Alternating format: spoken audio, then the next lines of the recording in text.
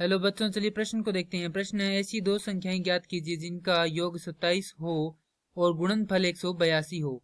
तो प्रश्न को हल करें उससे पहले जो प्रश्न की मुख्य अवधारणा है उस पर विचार कर लेते हैं। तो इस प्रश्न के लिए जो मुख्य अवधारणा है वह हो जाएगी द्विघात समीकरण। अर्थात हम यहाँ पर यह देखेंगे कि द्विघात समीकरण क्या होती है। तो वे समीकरण जो ax का वर्ग योग bx योग c बराबर 0 के रूप में हो द्विघात समीकरण कहलाती है।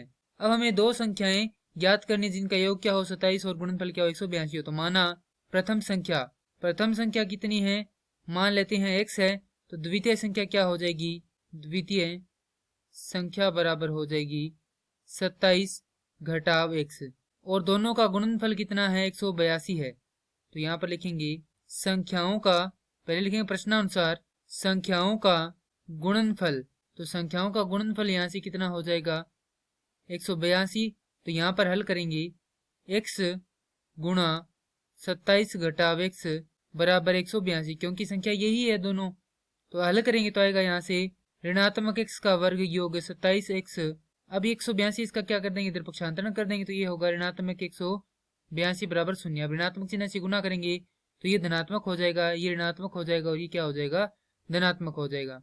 अब हमारे पास यहाँ पर एक द्विघात समीकरण आ चुकी है। इसे हम क्या करेंगे, गुणनखंड विधि से हल करेंगे।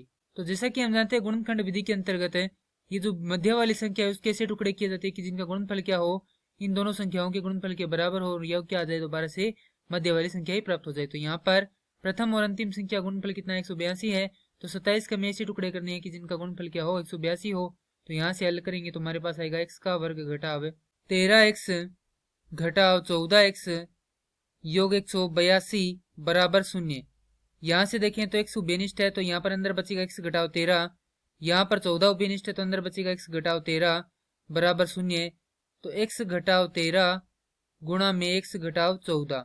तो या तो x घटाव 13 किसके बराबर, 0 के बराबर है, या x घटाव 14 किसके बराबर है, 0 के बराबर है। यदि x घटाव 13 0 के बराबर लेते हैं हम तो हमारे पास x का मान आएगा 13, अर्थात प्रथम संख्या क्या हो जाएगी 13 हो जाएगी और द्वितीय संख्या क्या हो जाएगी 14 हो जाएगी।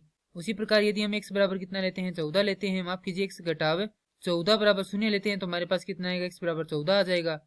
तो यदि x बराबर 14 है तो द्वितीय संख्या कितनी हो जाएगी 13 हो जाएगी। तो यहाँ पर हम लिख सकते हैं कि ऐसी दो संख्याएं हैं 13 व 14 है और यही क्या है हमारे प्रश्न का उत्तर है। मैं आशा करता हूँ कि यह प्रश्न आपको समझ में आया होगा। धन्यवाद।